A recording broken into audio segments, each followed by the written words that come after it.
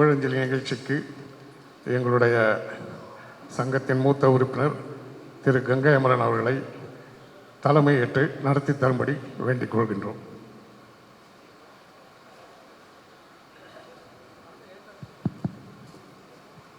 அனைவருக்கும் வணக்கம். ஒரு தாங்க முடியாத ஒரு விஷயந்தான். இப்படி நினைக்கும் போது பார்க்கும்போது தான் மனசுக்கு வருத்தமாக இருக்கக்கூடிய ஒரு முக்கியமான இசைவை குழுவில் இசையமைப்பில் நாம் இழந்திருக்கக்கூடிய இழப்பு மிகப்பெரிய இழப்பு என்பதை அறிவோம். முதல்ல தலைமை உரைன்னு சொன்னோன்னே அவசர அவசரமாக பல பாயிண்ட்ஸு சொல்லாமல் மனசில் நினைக்கிறது சொல்லாமல் முடிஞ்சு போச்சு. கொஞ்சம் ஸ்டேஜ் மானிட்டர் வாலில் வச்சுக்கிறோம். Hello, stage monitor. Okay okay okay. நம்மள சவுண்டில் வாழ்கிறவங்க அதுதான். இந்த மறக்க முடியாத உறவுகளின் பிரிவை நினைத்து முதலாக மனம் முழுதும் அழுது கொண்டிருப்பது அவர்களுடைய ரத்தத்தின் ரத்தங்கள் தான்.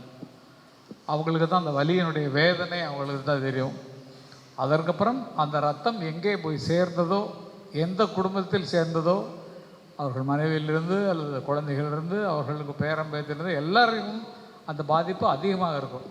அதற்கு பின்னால் அவர்கள் வேலை செய்த நெருக்கமாக சேரன் அவர்கள் சொன்னதை போல நெருக்கமாக வேலை செய்தவர்கள், அவருடன் அன்புடன் பழகியவர்கள், அவர்களுக்கும் அந்த வேதனை தாங்க முடியாது, நிஜமாக தாங்க முடியாது. இப்படி தான் வந்து கொண்டிருக்கோம். அதே போல் இந்த யூனியனுக்கு தலைவராக இருக்கின்ற எல்லாருடனும் சுமூகமாக பேசி வந்த காரணத்தால் இத்தனை பேரும் நம்ம சேர்ந்து அவருக்கு அஞ்சலி செலுத்த வந்திருக்கிறோம் அப்படிங்கிறதான் ஒன்று. இந்த திரைப்பட உலகத்தில் ஒரு வரலாறு. சகோதரர்களாக சேர்ந்து இசையமைக்க வந்தது பாவலர் பிரதர்ஸ் என்று நாங்கள் ஃபஸ்ட்டு பிரதர்ஸாக வந்தது, அண்ணன் தம்பிங்க. எங்கள் இசை வரலாறு எங்கள் அண்ணன் பாவலர் வரதராஜன், எங்கள் அண்ணன் பாஸ்கர், இளையராஜா, கடைசி தம்பி நான், 4 பேர் சேர்ந்து பாவலர் சகோதரர்கள் என்ற பேரில் தான் ஆரம்பித்தோம். அதுதான் தொடரணும்னு நினச்சோம். ஆனால் அது குரூப் நேம் மாறி இருக்குன்னு சொல்லி அண்ணனுக்கு ராஜாங்கிறத இளையராஜா என்ற பெயர் வைத்தார், மாற்றிக்கொண்டோம். அதே போல் நாங்கள்லாம் ஒரே ஏரியாவில் இருந்தவங்க. நான் அண்ணாமலைபுரம், அவங்க மந்தவள்ளி. அந்த கோவிலில் நடக்கும் கச்சேரி, அந்த கச்சேரியிலெல்லாம் பாடிட்டுருப்போம். எல்லாம் இந்த குடும்பத்தின் இசை கச்சேரியோட எங்கள் வீட்டில் எல்லாரும் வாசிக்கிற மாதிரி அந்த குடும்பத்தின் இசை கச்சேரியில் பாடினோம்.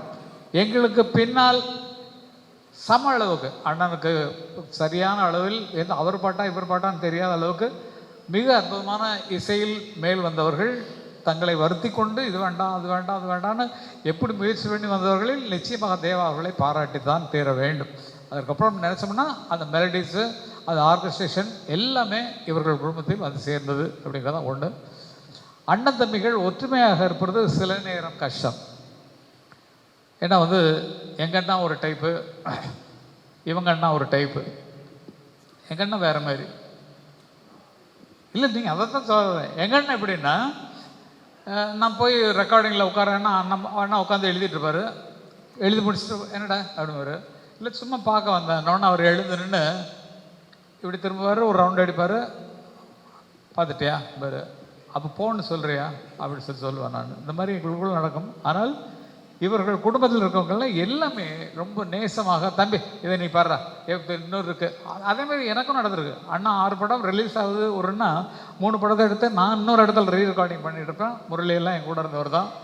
கேட்டாங்க அண்ணா அப்போ வந்து அந்த கீபோர்டு வாசிக்கிற பையன் இருக்கார், அவன் அனுப்பு. இன்னொன்று முரளி நான் அனுப்புனது தான். எனக்கு அப்புறம் கீபோர்டுக்கு ஆளே இல்லை. அந்த மாதிரி வளர்ந்தவர்கள் தான் நாங்கள்லாம். ஒரே குடும்பமாக இருந்திருக்கிறோம் அப்படிங்கிறதுக்காக சொல்கிறதுக்கு. இந்த வருத்தங்கள் போய்விடும்னா அந்த எந்த ஆறுதல் கொஞ்சம் நாள் ஆகலாம், நெருங்கிய இந்த ரத்த உறவுகளுக்கு இருக்கலாம். ஆனால் முதல்ல எழுதி வச்சுட்டு போயிருக்காங்க. இருந்துக்கிட்டு நினச்சோம்னா மனசில் அமைதி கிடக்கும். நிஜமாகவே இருந்து கொண்டிருக்கிறார். ஏன்னா நமது இப்போ சாஸ்திரங்கள் எல்லாமே எழுதியிருக்கு, மறைந்தவர்கள் நமக்கு பின்னால் குழந்தைகளாக பிறப்பாங்க, பேரனாக பிறப்பாங்க, பேத்தியாக பிறப்பாங்கன்னு. அந்த வித ஆறுதலை வைத்துக்கொண்டு நம்ம மனதை நம்ம அடக்கி கொள்ள வேண்டும். நம்ம குடும்பத்தினர்கள் எல்லாருமே. அவர் இருக்கிறார், அவருடைய ஆசி நிச்சயமாக கிடைக்கும். அதே தேர்றது கஷ்டம், ஆனால் தேற்றிக்கொள்ள வேண்டிய அவசியத்தில் நாம் இருக்கிறோம். ஆகவே இத்தனை பேர் வந்து அருமையாக அவருடைய நினைவுகளை பகிர்ந்து கொண்டதற்கு நான் முதல்ல பேச முடியல. அதுக்காகத்தான் கடைசியில் ஒரு சின்ன உரையாக பேசணும்னு சொல்லி வந்தேன். வந்தவர்கள் அனைவருக்குமே மனமாற பேசியிருக்கிறார்கள், மனதார பேசியிருக்கிறார்கள். சில பேர் அழுதுட்டாங்க. அதெல்லாம் தாங்க முடியாத ஒரு சமாச்சார வேதனைகள். நன்றி நமக்குள்ள என்னத்தை சொல்கிறது, அவ்வளோதான். இதில் அடுத்ததாக எங்களுடைய தென்னிந்திய திரைப்பட சம்மேளன தலைவர் திரு ஆர்.கே. செல்வமணி அவர்களை அழைக்கிறேன்.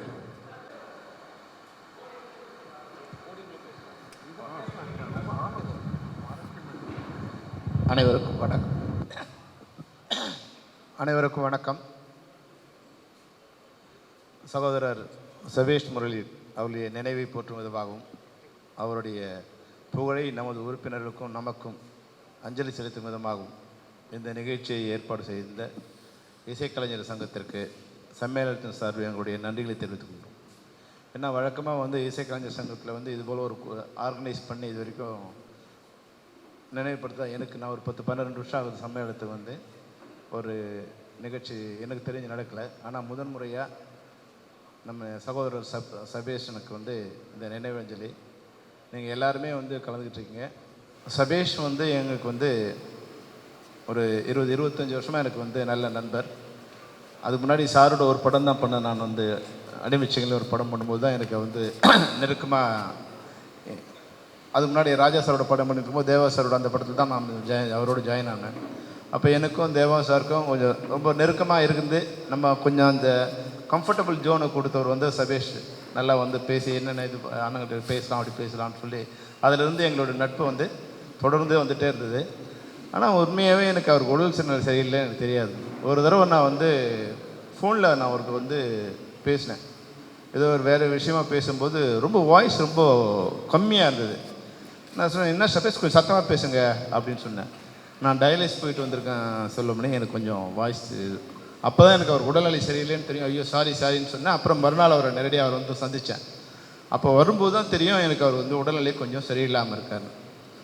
ஆனாலும் நான் இந்த 20 வருஷம் பழக்கத்தில் அவர் அதை வெளிக்காட்டுக்கிட்டே இல்லை.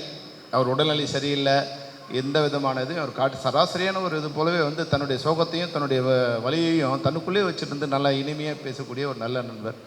அது மட்டும் இல்லாமல் இந்த கடைசி கட்டத்தில் மேடே நாங்கள் ஃபங்க்ஷன் பண்ணணும், சம்மேளனத்தின் சார்பில் ஒரு ஃபங்க்ஷன் பண்ணணும் அப்படின்னு சொல்லும்போது நான் சபேஷுக்கு ஃபோன் பண்ணேன்.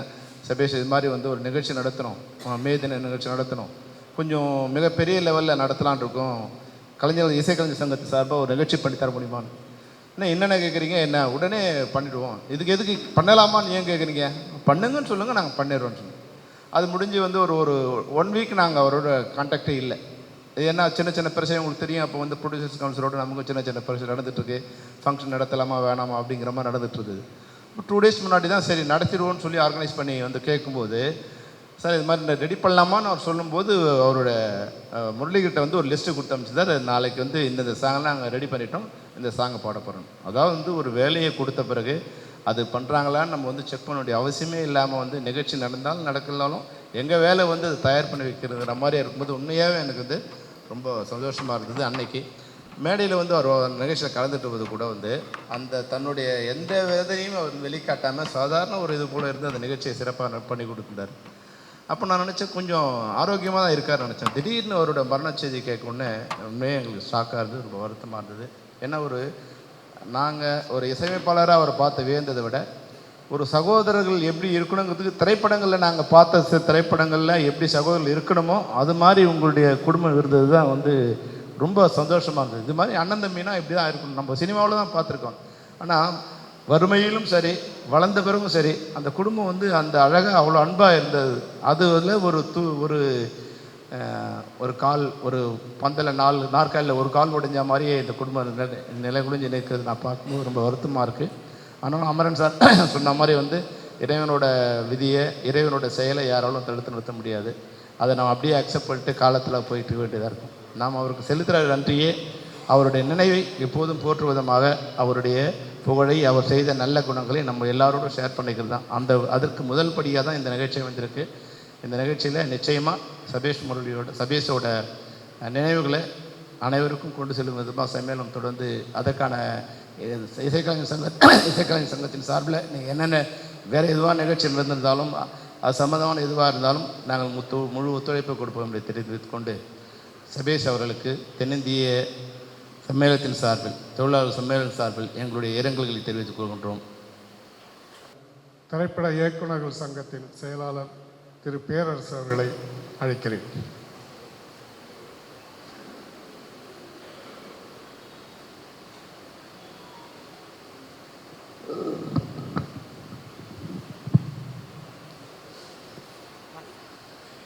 அனைவருக்கும் வணக்கம்.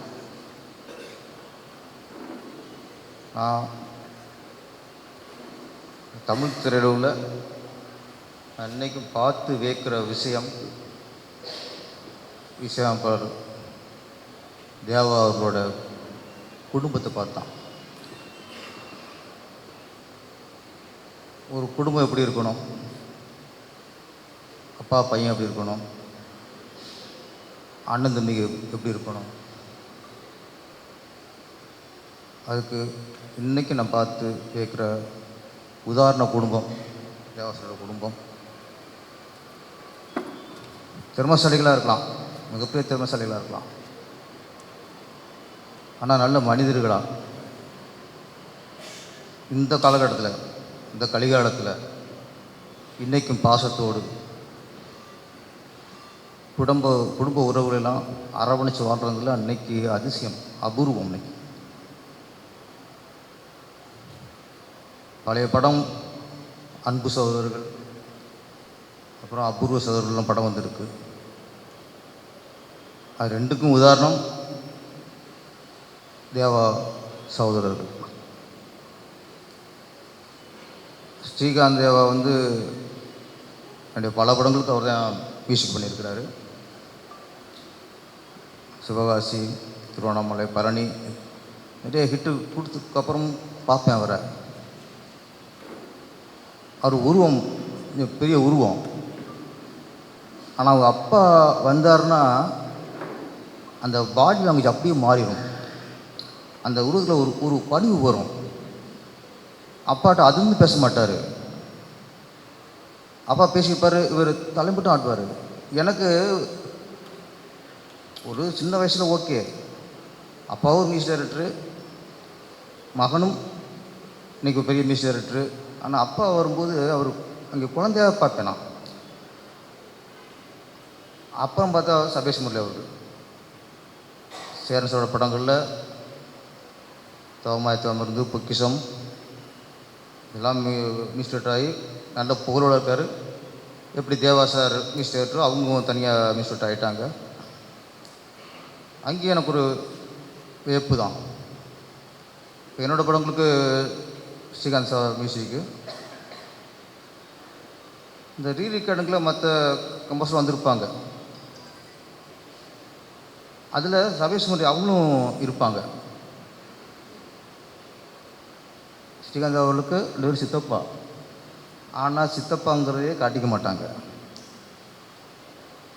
அங்கே மியூசிக் இருக்கின்ற மரியாதையோ, ஒரு மியூசிக்கு ஒரு மியூசிக் என்ன மரியாதை கொடுப்பாங்களோ துளியோட நாட்டு கூட பார்த்தே இல்லை. அதுவும் பேசவும் மாட்டாங்க. எனக்கு அங்கே என்ன வியப்புனா, தேவா சார் ஒரு மியூசிக் டைரக்டர் ஆகிட்டார், இவங்களும் மியூசிக் டைரக்டர் ஆகிட்டாங்க. பாடலாம் பெரிய ஹிட்டு கொடுத்தாச்சு. ஆனால் திரும்ப அண்ணன் பையன் மியூசிக்கில் நம்ம வாசிக்கணுமா அப்படின்னு பல பேருக்கு அந்த மனம் வராது. நான் மியூசிக் ஆகிட்டேன், இதுக்கப்புறம் திருப்பி போய் நான் மியூசிக் போகணுமா அப்படிங்கிறது எல்லாருக்கும் இருக்கும். ஒரு டைரக்டரு அவர்கிட்ட அசிஸ்டண்ட்டாக இருப்பாங்க. அவங்க டைரக்டர் ஆகிட்டாங்கன்னா திருப்பி எந்த சூழ்நிலையும் திருப்பி டைரக்டர் நம்ம ஒர்க் பண்ணுற சொல்லுவாங்க, வரமாட்டாங்க. அது ஒரு ஈகோ இடிக்கும்.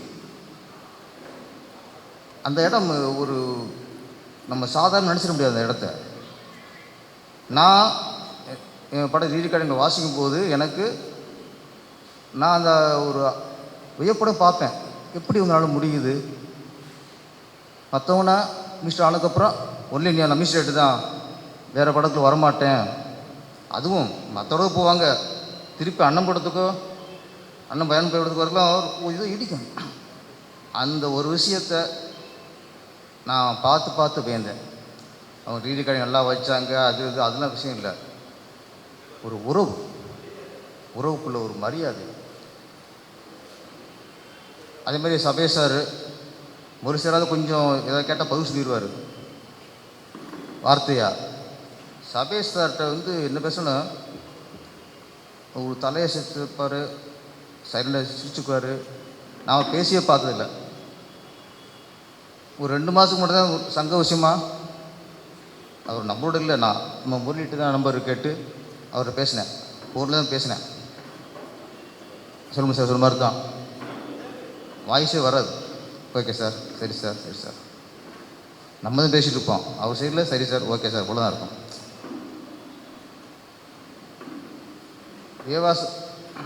தேவாசாருக்கு நம்ம யாருக்கும் ஆறுதல் சொல்ல முடியாத இழப்பு அது.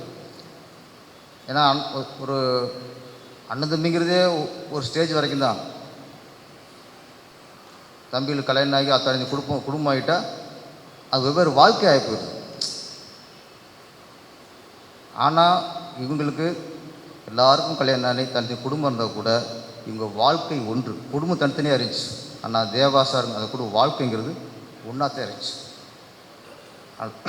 சபேசரோட எங்களுக்கு உடம்பு சரியில்லாமல் எங்களுக்கு தெரியல. எங்களுக்கும் டக்குனு மரண செய்தி வரும்போது எங்களுக்கு அதிர்ச்சியாச்சு. அப்புறம் இந்த உடம்பு சரியில்லாமல் இருந்தாருங்க விஷயம் அப்புறம் எங்களுக்கு தெரிஞ்சது. யாருக்கும் ஒரு ஆண்டவன் தான் தேவாசாருக்கும் சபேசார குடும்பத்தாருக்கும் எல்லாருக்கும் ஒரு தைரியத்தையும் அந்த குடும்பத்துக்கு ஆண்டவன் பக்கத்துணையாகவும் இருக்கணும். சபேசாருடைய ஆத்ம சாந்தி அடைய எல்லாம் உள்ள இறைவனை வேண்டுகிறேன்.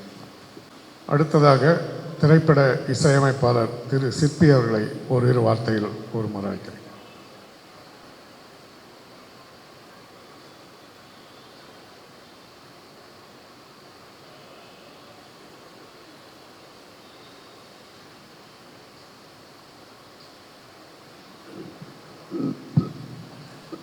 அனைவருக்கும் வணக்கம். தேவாசாருடைய குடும்பத்திற்கு இது ஒரு மாபெரும் இழப்பு. நம்ம வார்த்தையால் சொல்லலாம், இரங்கல் சொல்லலாம், என்ன வேணுமாலும் சொல்லலாம். ஆனால் அவங்க அந்த 5 பேர் வந்து பாண்டவர்கள்னு சொல்லுவோம். பஞ்ச பாண்டவர்கள் எப்படி ஒற்றுமையாக வாழ்ந்தார்களோ அந்த மாதிரி இந்த கலியுகத்தில் இந்த நேரம் இந்த இந்த தருணத்தில் வந்து அவங்க வாழ்ந்து காட்டினாங்க. பாண்டவர்கள் எப்படி வாழ்ந்து காட்டினாங்களோ அந்த மாதிரி ஒரு ஒற்றுமைக்கு உதாரணம்னா அது தேவாசாருடைய பிரதர்சன் தான். அதை வந்து மறக்கவே முடியாது. அவர் தலைவரான பிறகு அவருக்கு உடல்நிலை சரியில்லைன்னா கூட இந்த யூனியனுக்காக இந்த யூனியன் பில்டிங்கை எப்படியாவது ஒரு மாற்றி ஒரு பிரம்மாண்டமாக கட்டணும் அப்படிங்கிற கனவோட அவருக்கு இருக்கிற அந்த உடல்நிலை சரியில்லைன்னா கூட அதுக்காக பயங்கரமாக உழைச்சார். எல்லா கம்போசர்ஸ்கிட்டும் பேசி மலேசியாவில் ஒரு பிரம்மாண்டமான ஒரு இசை நிகழ்ச்சி நடத்தணும் அப்படிங்கிற ஒரு கனவோடு வந்து என் வீட்டுக்கு கூட வந்து பேசினார், செஞ்சார். அந்த அவருடைய கனவை வந்து நம்ம எல்லோரும் சேர்ந்து நம்ம நிறைவேற்ற வேண்டும் அப்படிங்கிறத இந்த தருணத்தில் நான் கேட்டுக்கிறேன். அவருடைய ஆத்மா சாந்தி அடையணும்னு எல்லாம் வல்ல இறைவனை வேண்டி விடைபெறுகிறேன். இந்த வாய்ப்புக்கு நன்றி. இசையமைப்பாளர் திரு ரமேஷ் விநாயகம் அவர்களை ஓரிரு வார்த்தைகள் பேசுகிறேன்.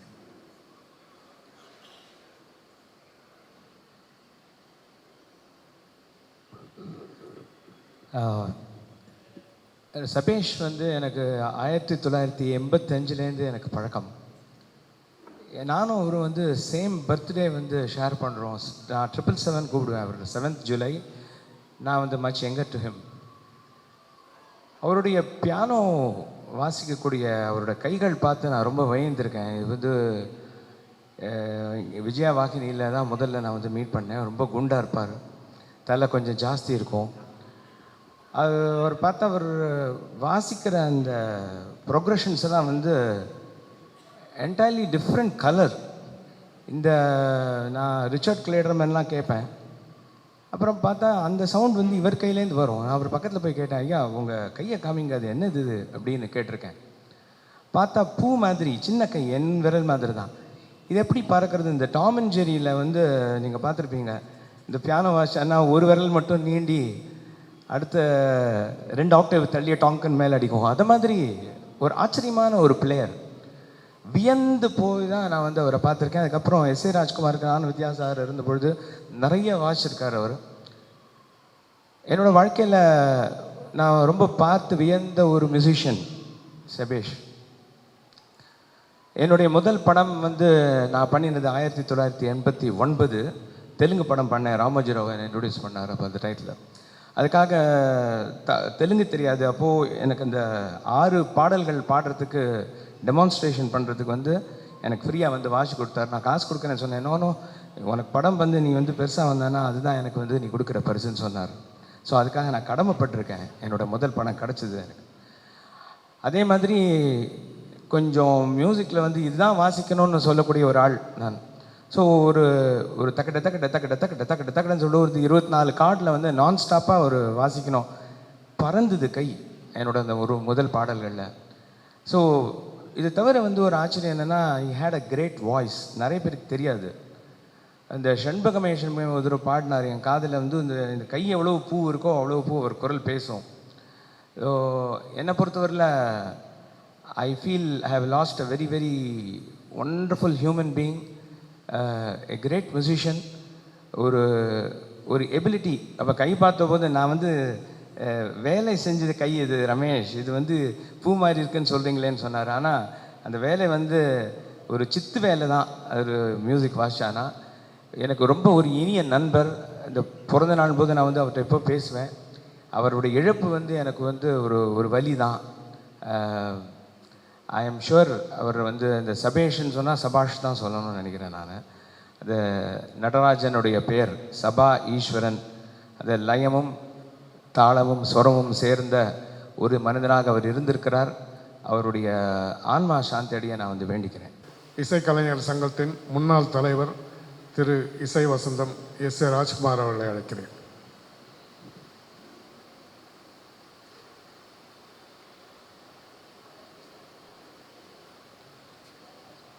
அனைவருக்கும் வணக்கம்.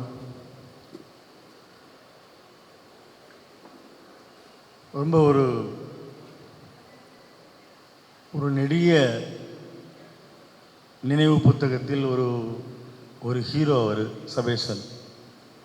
என்னுடைய வாழ்க்கையில் நான் சின்ன வயசில் பார்த்த ஒரு கிரேட் மியூசிஷியனில் ஒருத்தர் அவர். நாங்கள் பாரம்பரியமாக மேடையில் பாடி இசைத்த குடும்பங்கள். அதில் நான் ஒரு 75, 77, 1970, 77, 75 அப்போவே நாதன் ராஜன், ஸ்ரீதரன் நவராக்ஸ் இந்த மாதிரி திருவல்லிக்கேணியில் ரொம்ப புகழ்பெற்ற சென்னையின் புகழ்பெற்ற இசைக்குழுக்களில் அவர் வாசிப்பார். The greatest accordion player. அவ்வளோ நல்லா இருக்கு. இப்போது ரமேஷ் வந்து அவருடைய பூ போன்ற கைகளை பற்றி பேசிட்டு போனார். உண்மையிலே எனக்கு கூட அவர் கையை பார்த்தா அப்படி தான் இருக்கும். ஒரு பியானோ வாசிக்கிற கை இவ்வளோ சின்னதாக, இவ்வளோ அழகாக, இவ்வளோ ஸ்பீடாக அது இருக்குமா அப்படின்றது ரொம்ப ஆச்சரியமாக இருக்கும். நிறைய திரைப்படங்களுக்கு எனக்கு வாசித்திருக்காரு. ஒரு மியூசிஷியனாக ரொம்ப பெரிய பர்சன், ரொம்ப பெரிய டெக்னீஷியன், சிறந்த அறிவாளி, ரொம்ப டேலண்டட் மியூசிஷியன். தேனிசை தென்றல் அவர்களின் பாதி அவர். அதான் உண்மை. மிகப்பெரிய வெற்றியை சாதித்த ஒரு ஒரு ஒரு ஒரு ஒரு ஒரு இசைக்கலைஞனுக்கு அப்படியே டோட்டலாக ஒரு பலமாக நின்று அவ்வளோ பெரிய அந்த சாதனைக்கு, அந்த நீடித்த புகழுக்கு ஒரு பெரிய சப்போர்ட்டாக இருந்தவர் சபேசன். மறக்கவே முடியாது அவருடைய நிறைய விஷயங்கள். எங்கள் குடும்ப நிகழ்ச்சியில் எங்கள் தந்தையார் ஒரு பாடகர் செல்வராஜ். ஸோ அவருக்கும் தேவானனுக்கும் ஒரு பெரிய நட்பு இருந்தது, ஒரு குடும்ப உறவு மாதிரி. எல்லா திருமணங்களிலும் அவங்க அண்ணன் தம்பி எல்லாரும் வருவாங்க, விருந்து உண்பார்கள், நிகழ்ச்சி நடந்ததுன்னா பாட்டு பாடுவாங்க. ஸோ ஒரு ஃபேமிலி அட்டாச்மெண்ட்டாக சபேசன் அவர்களுக்கு எனக்கும் இருந்தது. நான் தேவானனை அண்ணன் தான் சொல்கிறேன். பட்டு நியாயமாக அந்த உறவு எனது தந்தைக்கு அடுத்த உறவு அவர். அப்படி தான் பார்க்கணும். அவ்வளவு மூத்தவர் அவர். ஸோ அண்ணன் தேவா அவர்களின் குடும்பத்தில் நடந்த மிகப்பெரிய ஒரு இழப்பு ஈடு செய்ய முடியாத ஒரு இழப்பு. கிட்டத்தட்ட என்ன ஒரு ஒரு ஒரு ஒரு என்ன சொல்கிறது, ஒரு பெரிய தூண் சரிந்து விட்டதை போன்ற ஒரு இழப்பு. அவர் அதை வந்து எப்படி சொல்கிறதுன்னு தெரியல. அவருடைய புகழ் நிலைச்சி நிற்கும், அவருடைய பாட்டுங்கள்லாம் நிலைச்சி நிற்கும், அவர் பேரை சொல்லும். வாழ்வதற்குண்டான பெரிய ஒரு விஷயம் ஒரு மியூசிஷியன்ஸ்க்கு கிடைக்கும். ஏன்னா ஒரு கரெக்டான ஒரு மியூசிக்கை பண்ணிட்டாங்கன்னா அந்த மியூசிக் வாழ்ந்துக்கிட்டே இருக்கும், அவங்களும் வாழ்ந்துக்கிட்டே இருப்பாங்க. இந்த உடலுக்கும் அதுக்கும் சம்பந்தம் இல்லை, ஏன்னா அறிவு, மைண்டு. ஸோ சபேசனுடைய அந்த மனம் வாழ்ந்துக்கிட்டே இருக்கும். மனசுக்கு என்றைக்குமே அழிவதில்லை, மனம்தான் மீண்டும் பிறக்கும். அந்த அவ்வளோ சக்தி மனசுக்கு இருக்கும். ஸோ அந்த மனம் ரொம்ப நல்ல மனம் கூட, ரொம்ப நல்ல கேரக்டர், ரொம்ப சாஃப்ட்டு பர்சன். எங்கள் இசைக்கலைஞர்கள் சங்கத்தின் தலைவராகவும் இருந்து பொறுப்பேற்று அதுக்கு நல்லது செய்யணும்னு நினச்ச ஒரு மாமனிதர். அவருடைய இழப்பு எல்லாருக்கும் ஒரு பெரிய இழப்பு, சங்கத்திற்கும் பெரிய இழப்பு, இசை உலகத்திற்கும் பெரிய இழப்பு.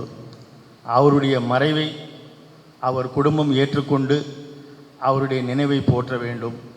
அந்த குடும்பத்துக்கு எப்படி ஆறுதல் சொல்லணும்னு சொல்ல முடியாது. அந்த பெண் குழந்தைங்களாம் நான் பார்த்தேன், ஒரு கிரேட்டஸ்ட் சேரன் சொல்லும்போது சொன்னார், ரொம்ப பெரிய விஷயம் ஒரு தந்தைக்காக ஒரு ஒரு மகள் ஒரு ஒரு ஒரு சாக்ரிஃபைஸ் லைஃப்பை வாழ்கிறதுன்றது. பொதுவாக தேவானந்த் குடும்பமே ஒரு ஒரு ரொம்ப மாரலான ஒரு ஆளுங்க. அவங்கெல்லாம் ரொம்ப ஜாயிண்ட், ஒரு அந்த மாதிரி பார்க்கவே முடியாது, சினிமாவில் பார்க்கவே முடியாது. ரொம்ப ஒரு ஒரு வித்தியாசமான ஒரு இண்டஸ்ட்ரியில் அவ்வளோ உறவோட எனக்கு கண்டினியூஸாக வாசிச்சிருந்தார். ஒரு 15-20 படம் கண்டினியூஸாக வாசிச்சிட்டே இருக்கார். ஏன்னா சபேசன் எனக்கு அவ்வளோ பிடிக்கும். அவர் எனக்கு மியூசிஷியனாக இருந்தார், கீபோர்ட் பிளேயராக, மெயின் பிளேயராக. அண்ணன் தேவா வந்து 90 அந்த டைமில் 89 சம்திங் லைக், அப்போது வந்து மியூசிக் டைரக்டர் ஆகிட்டார். அதான் அப்போது ஃபேமஸ் படம் பண்ணிட்டார், அது பெரிய வெற்றி. அப்போ அவர் சொல்கிறாரு, நான் இனிமேல் வரமாட்டேன், அண்ணனுக்காக நான் வாசிக்கணும். ஸோ அண்ணனுடைய வெற்றியையும் அவர் அப்போதே கணித்து விட்டார் என்று தான் சொல்ல வேண்டும். நிஜமாக அவர் அவ்வளோ பர்ஃபெக்டான ஒரு பர்சன். அவர் என்கிட்டே பேசியிருக்கார் அது மாதிரி. ஸோ அந்த அந்த அந்த அந்த மகா மனிதரை, அந்த கிரேட் மியூசிஷியனை நான் வணங்குகிறேன், அவர் புகழை போற்றுகிறேன். வாழ்க அவர் புகழ். நன்றி. சபேஷ் அவர்களுடைய குடும்பத்தின் சார்பாக இசையமைப்பாளர் ஸ்ரீகாந்த் தேவா அவர்களை பேச அழைக்கிறேன்.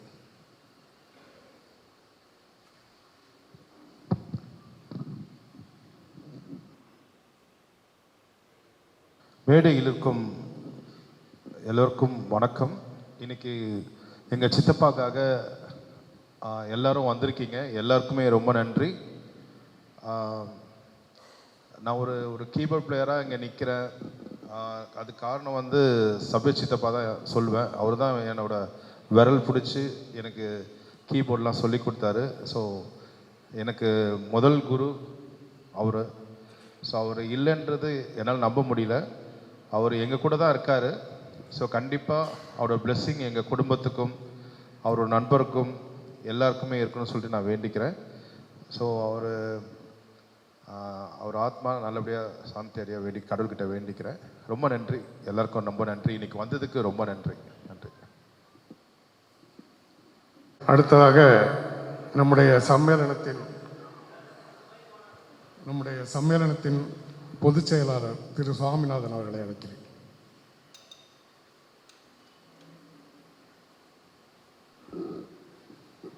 அனைவருக்கும் மாலை வணக்கம். என்ன, நான் வந்து ஒரு ப்ரொடக்ஷன் மேனேஜர். ஸோ நான் தெலுங்கு ஹிந்தி படம் அதிகம் பண்ணதுனால தொடர்பு இல்லாமல் இருந்தேன். இந்த யூனியனுக்கு வந்த பிறகு தான், அதுவும் இவர் தலைவராக வந்த பிறகு 2 பேரும் எங்கள் பெப்சிக்கு ஒரு மீட்டிங் வந்தாங்க. அப்போ தான் அவங்கள நான் நேரில் பார்த்தேன், அதுக்கு முன்ன வரைக்கும் பார்க்கல. பட் ரொம்ப அமைதியாக வந்து உட்காந்து எல்லாத்தையும் கவனிச்சுட்டு அவர் பாட்டு போயிடுவார், ஒன்றும் பேசவே மாட்டார். ஆனால் எங்கள் தலைவர் சொன்னபடி எங்கள் மே 1 நிகழ்ச்சிக்கு வந்து அந்த நிகழ்ச்சி வந்து ஒரு சிறப்பாக செஞ்சு கொடுக்குறதுக்கு அவங்க தான் காரணமாக இருந்தாங்க. அந்த வகையில் சம்மேளனத்தின் சார்பாக உங்களுக்கு நன்றியை தெரிவித்துக் கொள்கிறோம். அவர் மறைவிலிருந்து எங்கள் தலைவர் ஊரில் இல்லை, நான் அங்கே போயிருந்தேன். பட் அந்த அவங்க குடும்ப ஒற்றுமை, அதான் எங்கள் தலைவர் சொன்னார், குடும்ப ஒற்றுமை அவ்வளோ பேர், ஒரு கிட்டத்தட்ட ஒரு 100 பேர் வந்து அந்த சடங்கு செய்கிறாங்க. நான் 1 மணி நேரமாக அப்படியே காலெல்லாம் வலிக்குது, நான் நின்றுட்டே இருக்கிறேன். 1 மணி நேரமாக அந்த சடங்கெல்லாம் செய்கிறாங்க, ஒவ்வொருத்தராக வந்துட்டே இருக்காங்க. ஒன்றுமே புரியல எனக்கு. எங்குமே இந்த மாதிரி ஒரு குடும்பங்கள் நிறைய வந்து சடங்கு செஞ்சது நான் பார்த்தேன். ஃபர்ஸ்ட் டைம் இதுதான். 1 மணி நேரம் நின்று கால் கெடுக்க, அதுக்கப்புறம் தான் மாலை போட்டு நான் வந்தேன். அவர் மறைவுக்கு என்னுடைய ஆழ்ந்த இடங்களை தெரிவித்துக் கொள்கிறேன். நன்றி, வணக்கம். அடுத்ததாக எங்களுடைய சங்கத்தின் முன்னாள் தலைவரும் தென்னிந்திய திரைப்பட சம்மேளனத்தின் துணைத் தலைவருமாகிய திரு தினா அவர்களை ஓரிரு வார்த்தைகள் பேச அழைக்கிறேன்.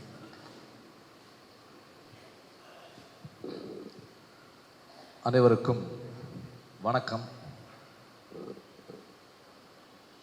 ஷபேஷை பற்றி பேசணுன்னா நான் அவரை குருன்னு கூட சொல்லுவேன்.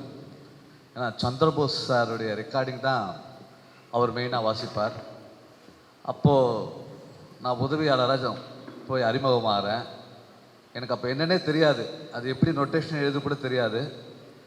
அப்போது சபேஷ் தான் வந்து கீபோர்டுக்கு தனியாக எழுதணும், வயலின்ஸ் தனியாக எழுதணும், பாடல் வந்து தனியாக எழுதணுன்ற மாதிரி அந்த கட்டமைப்பை சொல்லி கொடுத்தார்.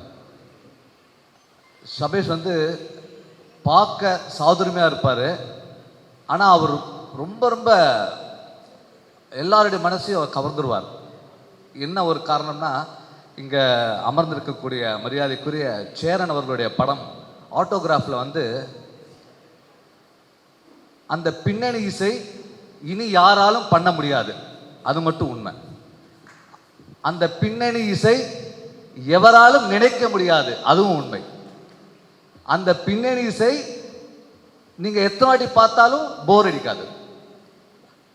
அப்படி ஒரு மனப்பூர்வமாக இசை அமைத்த என் நண்பர், இன்னைக்கு அவர் இல்லாமல் நாம் வாடுவது ரொம்ப மன கடினமாக இருக்கு.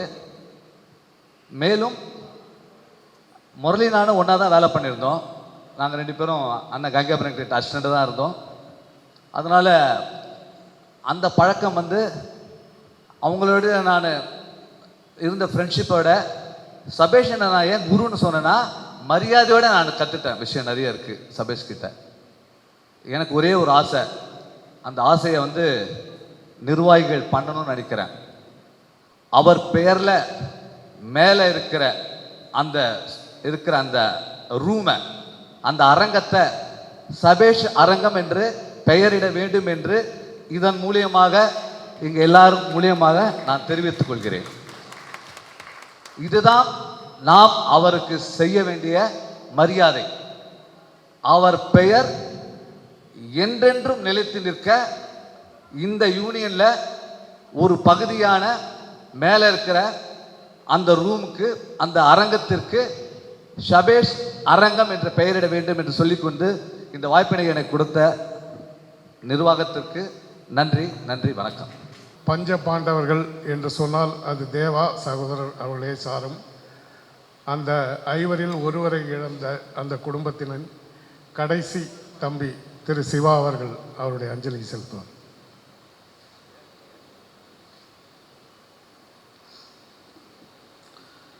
எல்லோருக்கும் மாலை வணக்கம். சபேஷனை பற்றி எல்லாருமே நிறைய விஷயங்கள் சொல்லிட்டாங்க. அவர் சிறந்த ஒரு கீபோர்ட் பிளேயர், சிறந்த மனிதர். எப்போ யார் ஃபோன் அடித்தாலும் எடுப்பார், எந்த விஷயம் இருந்தாலும் மறுக்க மாட்டார். உங்களுக்கு தெரியும், நானும் கீபோர்ட் பிளேயர், எல்லாருக்கும் ஒர்க் பண்ணிகிட்ருக்கேன். ஸோ எல்லா பிரதர்ஸ்க்கும் ஒர்க் பண்ணுறேன், அடுத்த ஜென்ரேஷனுக்கு ஒர்க் பண்ணிகிட்ருக்கேன். அப்படி தான் ஒவ்வொரு முறையும் சபேஷ் முரளிக்கு வரும்போது எனக்கு ஃபோன் பண்ணுவார். சபேஷனை, சிவா இந்த ஒரு படம் இருக்குது, இது ரொம்ப நல்லா பண்ணணும் அப்படின்னு சொல்லி தான் ஆரம்பிப்பார். ஆரம்பித்து அவர் நோட்ஸ் கொடுக்குறதுலேருந்து எல்லாமே பெரும் பயணமாக தான் இருக்கும். இப்போ ஒரு 6 மாதம் கூட ஆட்டோகிராஃப் படம் திருப்பி ரீஒர்க் பண்ணோம், ஆட்டோகிராஃப் ரீஒர்க் பண்ணோம். அப்போ கூட சபேஷ் அண்ணா முரளி அண்ணனும் ஃபோன் பண்ணி, இந்த படம் ஏற்கனவே நம்ம நல்லா பண்ணியிருக்கோம், இன்னும் அதில் சேஞ்சஸ் பண்ணி இன்னும் கொஞ்சம் மியூசிக் பிட்ஸ் எல்லாம் இப்போ இன்னும் கொஞ்சம் ட்ரெண்ட் பண்ணி கொஞ்சம் எக்ஸ்ட்ரா ஜாயின் பண்ணி அப்படி பண்ணணும்னு சொல்லி ரொம்ப அழகாக ஒர்க் பண்ணி கொடுத்துருக்கோம். சபேஷ் முரளி அவங்க 2 பேர் இல்லைன்னா இந்த இலக்கை எங்கள் குடும்பம் தொட்டு இருக்காது. இவ்வளோ பெரிய படம், இவ்வளோ எண்ணிக்கை உள்ள படத்தை தொட்டே இருக்க முடியாது. அந்த அளவுக்கு அவங்க ஹார்ட் ஒர்க் பண்ணியிருக்காங்க. ஒவ்வொரு படத்துக்கும் இப்போ சொல்லணுன்னா, இப்போ அவங்க எல்லாமே வேறு ஒரு அரேஞ்சரை கூப்பிட்டு பண்ணி ஒர்க் பண்ணியிருந்தா 50 படம் கூட பண்ணியிருக்க முடியாது. இது உண்மை, நிதர்சனமான உண்மை. வேறு யாராவது ஒரு அரேஞ்சரை கூப்பிட்டு பண்ணியிருந்தா கூட மியூசிக் கம்போஸ் பண்ணியிருப்பாங்களே ஒழிய அது ஆத்மார்த்தமாக இருந்திருக்காது. அவங்க 2 பேர், ஒரு பெரியவர் வந்து மேலே வரணும்னு அவங்க உழைச்ச உழைப்பு இருக்க அதுக்கு ஈடே கிடையாது. அவங்க எல்லாத்தையும் தியாகம் பண்ணிவிட்டு அவங்க எல்லாருமே ஒர்க் பண்ணிகிட்டு இருந்தோம். இங்கே வர்றதுக்கு முன்னாடி எல்லாருமே ஃபீல்டில் இருக்கோம்.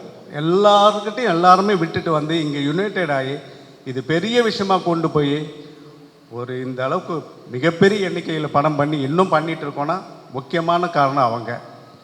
இந்த நிலைமையில் குடும்பத்துக்கு தான் நான் சொல்லணும், அவங்க ஆறுதல் பெற்று இருக்கணும். கண்டிப்பாக சேரன் சார் சொன்ன மாதிரி நம்ம குழந்தைக்கு கண்டிப்பாக நடக்கும். அது கல்யாணம் கண்டிப்பாக நடக்கும். அது உங்களோட ஆசீர்வாதம் கண்டிப்பாக வேணும். எல்லாரோடைய ஆசீர்வாதமே வேணும். அதுக்கு அவருடைய ஆன்மா சாந்தி அடையட்டும். அவர் எல்லாமே மேலேருந்து பார்த்துட்டு தான் இருப்பார். எல்லாம் ஒவ்வொரு விஷயமும் பார்த்துட்டு தான் இருப்பார். அவர் இன்னும் நம்மளை விட்டு போகலை. அர்ச்சனா உருவத்தில் இருக்கார், கீதா உருவத்தில் இருக்கார், கார்த்திக் உருவத்தில் இருக்கார், எங்கள் உருவத்துலலாம் அவர் தான் இருக்கார். ஸோ அவர் நம்ம விட்டு பிரியலை. அவர் ஆன்மா சாந்தியடை எல்லாம் வல்ல இறைவனை வேண்டிக் கொண்டு விடைபெறுகிறேன். நன்றி, வணக்கம். மற்றொரு சகோதரர் திரு சம்பத் அவர்கள் வழங்குவார்.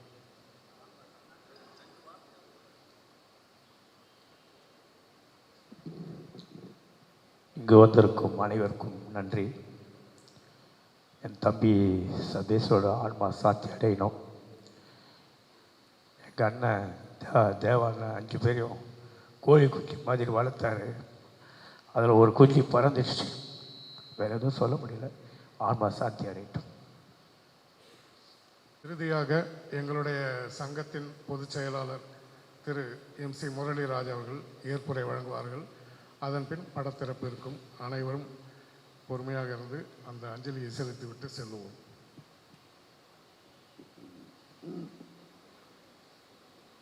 தமிழ்நாடு திரைப்பட இசைக்கலைஞர்கள் சங்க தலைவர் MC சபேஷன் அவர்கள் மறைவு ஏற்றுக்கொள்ளாத அளவுக்கு இருக்கிறது. அவரின் திருவுருவ படம் திறப்பு விழாவுக்கு வருகை தந்திருக்கும் அனைவருக்கும் நன்றியினை தெரிவித்துக் கொள்கிறோம். சபேஷுக்கு ஒரே ஒரு ஆசை தான், இந்த யூனியன் ஜெயிச்சதுலேருந்தே இந்த யூனியனை ஏதாவது ஒரு பெரிய வகையில் பண்ணணும். முதல்ல இந்த பில்டிங்கை ஒரு நல்ல வழியாக கட்டி பெரிய லெவலில் வருமானம் வர்ற மாதிரி பண்ணணுன்னு தினமும் சொல்லிகிட்டே இருப்பார். எல்லாம் நாங்கள் எங்கள் நிர்வாகிகள் எல்லாருமே உட்காந்து பேசிகிட்டு இருப்போம். எப்போ எந்த நேரத்திலையும் எந்த நினைப்பும் யூனியன் மேலேயே இருக்கும். சபேஷுக்கு நம்ம டைவெர்ட் பண்ண கூட அந்த பக்கம் போக மாட்டார். எப்பவுமே இந்த யூனியன் வந்த உடனே ரிஹர்சலால் ஏதாவது வருமானம் வரணும், வருமானம் சுத்தமாக இல்லைன்னு ரிஹர்சலால் ரெடி பண்ணாங்க. அண்ணன் தேவானன் அவர்கள் தான் ஹெல்ப் பண்ணி ஸ்பீக்கரு, மிக்சர், மைக் ஸ்டாண்டு எல்லாமே ஏற்பாடு பண்ணி கொடுத்தார். அண்ணன் அவர்கள் தான். இந்த நேரத்திலேயே அவருக்கும் இந்த நன்றியை தெரிவித்துக் கொள்கிறோம். அதே போல் இந்த பில்டிங்கும் அவர் ஆசைப்பட்டப்போ கண்டிப்பாக இது பெரிய லெவலில் நாங்கள் பண்ணுவோம். அவர் ஆசைக்கு ஏற்ப இந்த பில்டிங் பெரிய லெவலில் பண்ணி அதுக்கு நாங்கள் ஒரு முயற்சி பண்ணிகிட்ருக்கோம். ஒரு பெரிய ப்ரோக்ராம் பண்ணிவிட்டு எல்லா மியூசிக் டைரக்டரையும் கூப்பிட்டு ஒரு ப்ரோக்ராம் பண்ணுற அளவுக்கு எல்லாம் பேசிட்டு தான் வந்தோம். சபேஷ் எல்லாமே போய் எல்லா மியூசிக் டைரக்டரையும் பார்த்தோம். ஃபஸ்ட்டு அண்ணனை பார்த்தோம், சிற்பி சார் பார்த்தோம், ராஜ்குமார் சார் பார்த்தோம், எல்லாருமே தேவானண்ணனை பார்த்தோம், கங்கைமரன் அண்ணன் பார்த்தோம், ஜிவி பிரகாஷ் எல்லாருமே போய் பார்த்துட்டு வந்துட்டோம். ரகுமான் சார், ராஜா சார் எல்லாரையுமே போய் பார்த்து பேசிட்டு வந்துட்டோம். அது சக்ஸஸ் ஆகிறதுக்குள்ளே சபேஷ் இல்லாமல் போயிட்டார். அதுதான் பெரிய வருத்தம். ஆனால் அவர் மனசில் நினச்சிதான் கண்டிப்பாக நாங்கள் எங்கள் நிர்வாகம் கண்டிப்பாக நடத்தும், அது நடத்த முடிப்போம். எல்லாம் உங்கள் தயவெல்லாம் எங்களுக்கு வேணும். கண்டிப்பாக இது நடக்கும். சபேஷை பற்றி சொல்லனாக்கா நான் அவ்வளோ நாள் வந்ததில்லை யூனியனுக்கு. அவனுக்கு அந்த காலையில் எழுந்தால் யூனியன் ஞாபகத்தை தவிர வேறு எதுவுமே கிடையாது. நான் வரனோ இல்லையோ காரை எடுத்துகிட்டு நேராக ஆஃபீஸ் ரூமுக்கு வந்துடும். என்கிட்ட ஒரு சாவி, சபேஷ் கிட்ட ஒரு சாவி இருக்கும், ஆஃபீஸ் ரூம் சாவி. அதே போல் ஒரு தடவை நல்ல மழை. அந்த மழையில் எப்படி யூனியன் இருக்குதுன்னு அவ்வளோ பெரிய மழை. நான் கூட சொன்னேன், சபேஷை எதுக்கு சபேஷை போகிறேன் இவ்வளோ மழையில்? இல்லை யூனியனில் தண்ணி நிற்குதா நான் செக் பண்ணோம். போயிட்டு வந்து அந்த மழையில் வந்து இந்த தண்ணி நிற்குதான்னு செக் பண்ணிவிட்டு அதுக்கப்புறம் தான் அந்த மேடாக இருக்கும் பாருங்கள், அதெல்லாம் போட்டுது, அந்த ஸ்லாப்பெல்லாம் போட்டுது. இன்னும் அந்த தரை போடுறதுக்கெல்லாம் ஏற்பாடு பண்ணியிருக்கு ஃபஸ்ட்டு. அதுக்கப்புறம் வந்த உடனே இந்த யூனியனுக்கு வந்த உடனே ஃபஸ்ட்டு வந்து அந்த போர்டு ரொம்ப மோசமாக இருந்தது, சினி மியூசிஷியன் யூனியன் போர்டு. அதை வந்த உடனே அது எல்லாருக்கும் தெரிகிற மாதிரி ஃபஸ்ட்டு ஏற்பாடு அதை பண்ணார். அதுக்கப்புறம் ரிஹர்சல் ஹால் பண்ணிட்டாரு. இன்னும் இந்த பில்டிங்கை கட்டுறதுக்கு தான் இல்லாமல் போயிட்டார். கண்டிப்பாக அவரை ஆத்மா, அவர் ஆசீர்வாதம் எல்லாம் எங்களுக்கு கண்டிப்பாக கிடச்சி இதை ஒரு பெரிய லெவலில் இந்த பில்டிங்கை நாங்கள் எழுப்போம் என்று உங்களிடம் தெரிவித்துக் கொள்கிறேன். நன்றி, வணக்கம். இப்பொழுது தலைவர் சபேஷ் அவர்களின் திருவுருவ படத்தை திறந்து வைக்க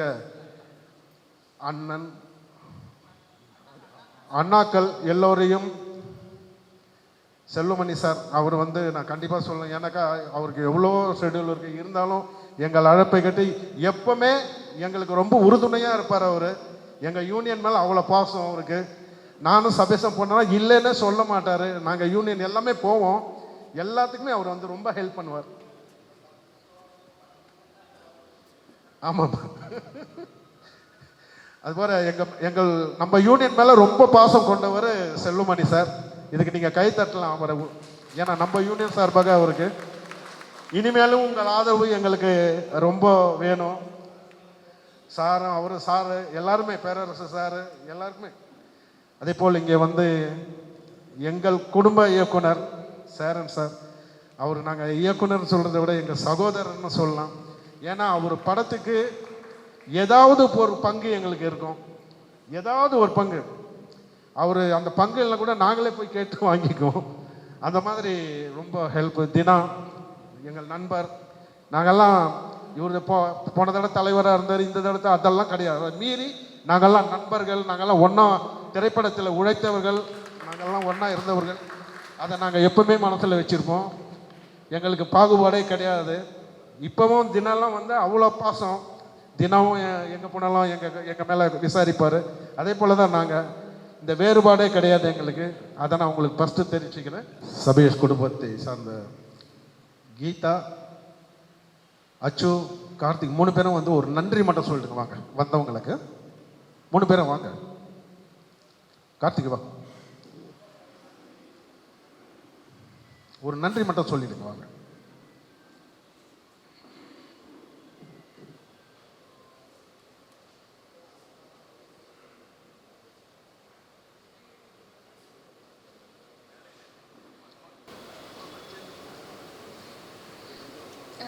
இங்கே வந்திருக்கிற எல்லாருக்குமே வந்து ரொம்ப தேங்க்ஸ், ரொம்ப நன்றி தெரிவிச்சுக்கிறோம்.